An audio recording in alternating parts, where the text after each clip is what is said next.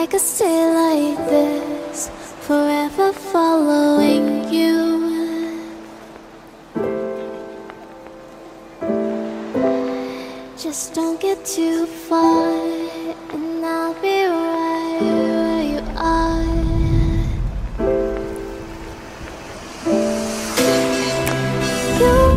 Hi everybody, welcome back to the Lake District. From the sunny shores of Lake Derwentwater, I'm talking about my top 10 fragrances for spring. Stay tuned to FM.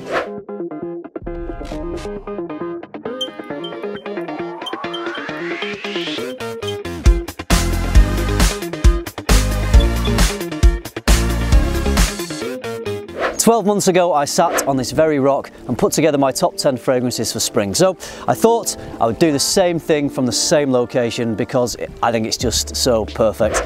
The sun is reflecting off the lake. There's a freshness in the air. It's early in the morning. I've got down here before most people are out of bed. I couldn't think of a better time and a better location to make this video. So let's look at the fragrances that are in my spring rotation. The first on my list is from the Parfumeur Bertrand Duchefort. It was inspired by his travels to Africa. It's from the house of Artisan Parfumeur, and this one is Timbuktu.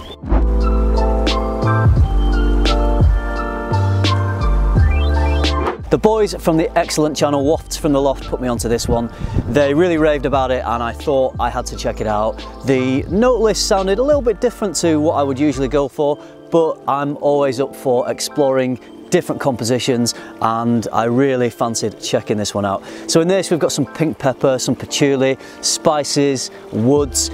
The stars of the show for this one are mango and incense. The mango is so bright and juicy and photorealistic, and it's just wrapped up in this beautiful, mysterious, exotic incense. I've never really smelt anything like this one. It's also got a little bit of a smokiness. There is vetiver in here, so it might be a slight smokiness coming from that vetiver. But it's bright, it's green, it's got depth and complexity. So that mango and incense just sweep you away, so intoxicating, and this is a beauty to wear for spring. The next on my list actually was my spring #1 for last year, and it's a fragrance that I will always wear, and I think spring is the perfect time for me to wear this, although it's so versatile you can wear it all year round. It's from the house of Amouage. It's Reflection Man. I find this to be a stunning take on a jasmine and sandalwood. It's so smooth and creamy, and even though you've got the florals in there, they're white florals, so they're not leaning too feminine. I find it to be refined, sophisticated, gentlemanly, super easy to wear, really crowd pleasing. You get great compliments on this because it is just so nice for other people to smell. It's often described as a niche version of Jean-Paul Gaultier's La Malle. I kind of get that. I guess there are similarities, but to me it's different enough to absolutely be its own thing, and it's much, much higher quality than La Malle. I love Reflection Man. Next is an absolute masculine classic from the house of Dior. This is a reimagining of the 1966 classic Eau de Toilette version, and it's Eau Sauvage Parfum.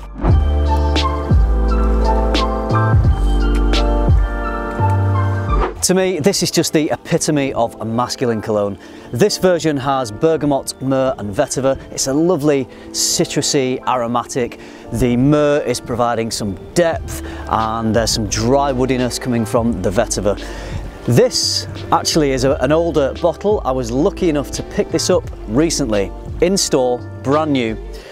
The earlier formulation was discontinued in 2017, and the newer formulation I think replaces the myrrh with elemi, and it is still supposed to be really nice. You know, if you're getting the older formulation, which many people think is perhaps the better one, even though both are very nice.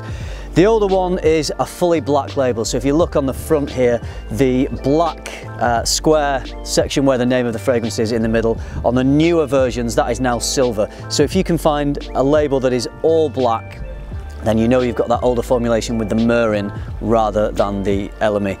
So yeah, I was very lucky to find this in store. I think if you look hard enough, you might still see it. I know that I've noticed in a lot of stores that their testers are still the full black label, so just be careful when you go in and test it, because you may be testing a different formulation to the one that you would actually buy. Either formulation that you buy are both fantastic. I've smelled both of them. They're both beautiful masculine cologne style fragrances. You can't go wrong. The next one is from Parfums Vintage. I've absolutely fallen in love with this one. It's based on a Chanel fragrance, possibly one of the most popular Chanel fragrances. That is Coromandel EDT. The fragrance I'm talking about is called Cacophony.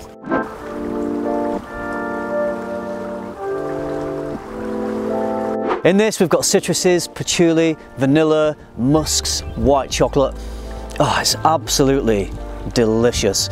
So this is based on the Coromandel EDT, not the Eau de Parfum, which is the version you can currently buy from Chanel, but Parfums Vintage felt that the composition of the EDT was better, and I think it was to do with the lighter, brighter notes like the citruses. They felt were more able to shine in the older EDT, and they weren't overtaken by the mature notes in the fragrance. So the mature notes are slightly dialed back, just really allowing this one to be a little bit brighter.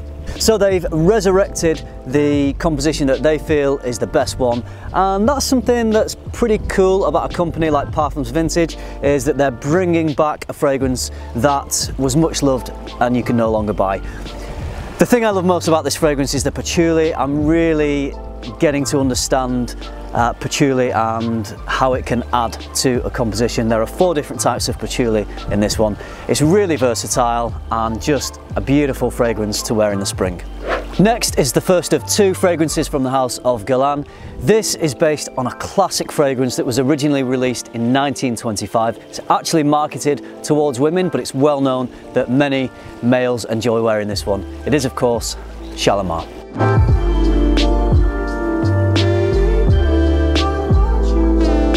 Shalimar has citruses, florals, vanilla, tonka, incense.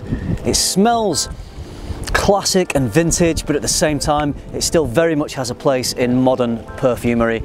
It's bright, it's classy, it's got some gourmand nuances which add a beautiful warmth. For me, Shalimar has this almost inexplicable, mysterious, timeless quality. It's just a stunning fragrance. As I mentioned, this is the modern day Eau de Parfum formulation, which is very nice, but I'm also lucky enough to have a vintage bottle of extrait, which I think is from the 50s, 60s, which is absolutely stunning. That is the best version of this fragrance, but the Eau de Parfum is still very good.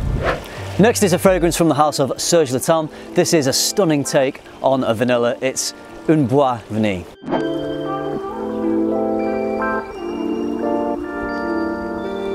This one has sandalwood, vanilla, licorice, beeswax, woods and tonka, so there's loads going on in here. The licorice just balances perfectly with the vanilla. Oh, it really is just a beautiful fragrance. And even though there's some darker, more mature notes in here, it's still light enough to wear at this time of year. Next is one of the newest releases from the house of Byron Parfums. This is probably my favourite from all their releases so far. It's the Chronic.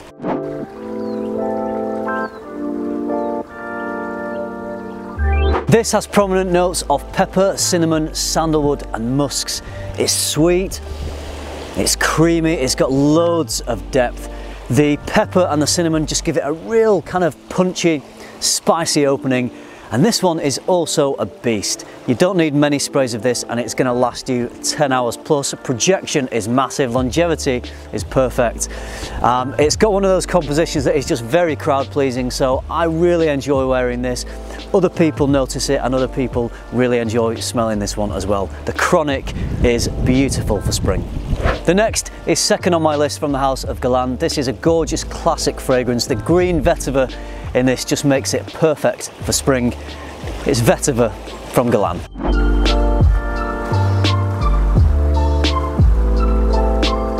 This one was love at first sniff for me. Oh, it's just a classic masculine fragrance. It was first released in 1961 and then it was relaunched in 2000. I've not smelt the vintage version, but from what I've heard, this is a very nice interpretation of that original release. Citruses give it some brightness, but there's some woods, some tonka, some tobacco which give it depth, and of course you've got that beautiful vetiver note as well. It packs a real punch, it's got a good bit of masculine attitude. And the best thing about this one is the price.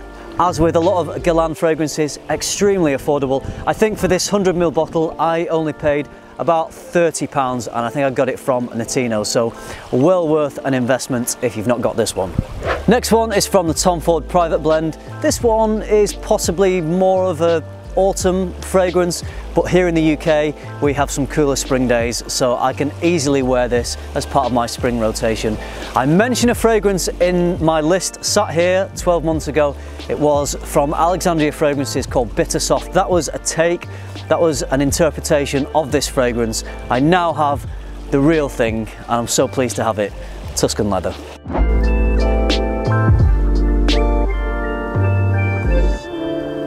This is a stunning masculine leather. There's also some sweet, juicy raspberry in here. They're the most prominent notes for me, but there's also some beautiful jasmine, amber and woods. To me, this one is an absolute masterpiece. I have various clones of this, which are all very good, but I'm so pleased to finally have this one in my collection because this bottle just looks nicer next to all my other private blend bottles. Time for number one. This one is a recent discovery for me. It's become my favourite patchouli fragrance. It's from the house of David Jourquin. I'm not familiar with any of the other fragrances from that house, but I'm definitely gonna look out to try them, at least get some samples, because the one I'm gonna talk about now is just stunning. It's called Cuir Mandarine.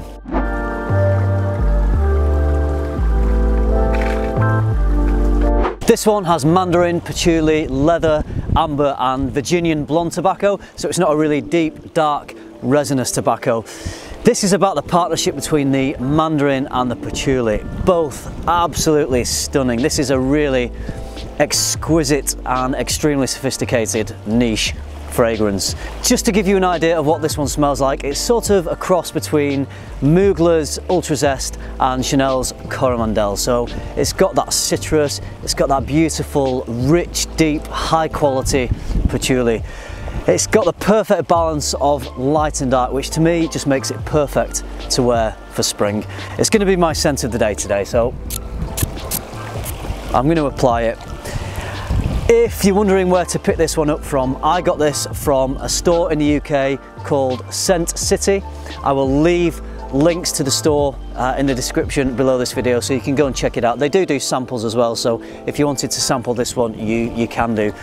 So Cuir Mandarine is my number one for spring.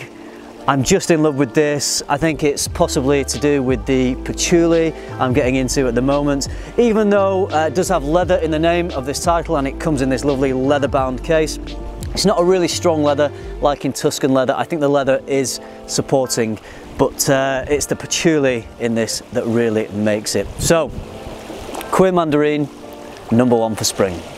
That's my list of 10 fragrances. I hope you enjoyed it. If you own any of these or if you've tried any of these, please let me know what you think of them. Also, let me know what your top 3 fragrances for spring would be. Thanks once again for joining me in this stunning location here in the Lake District. You know I always love to bring my videos to you from lots of different places that I visit, and to me, the Lake District is a really special place to me, and I think it's one of the most beautiful places in the world. Thanks for watching, everybody. Remember, keep tuning into FM and keep smelling good.